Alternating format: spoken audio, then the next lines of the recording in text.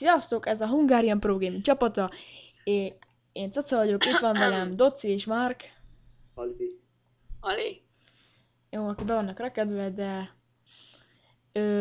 azzal a hírrel jöttünk, hogy megalapult ez a Hungarian Pro Gaming LAN, ugye egy csapat. Ugye régen volt már ilyen ehhez hasonló, de az úgy volt, hogy az én csatornámon volt, szóval nem csináltunk külön YouTube fiókot, de most csináltunk. Reméljük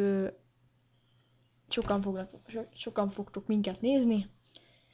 Ebben a csapatban benne van Zsolti 700, XXTX, Mark Public, Doci és én, jó magam. Majd fogunk videókat feltenni, legfőképpen úgy fogunk, hogy elosszuk, hogy ki kivel videózik. Egy héten mondjuk Mark és Doci, én meg Zsolti, XXTX meg pihen, mert ugye most nyaraláson van.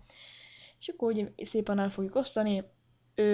Hetente 8-9 videót tuti láttok.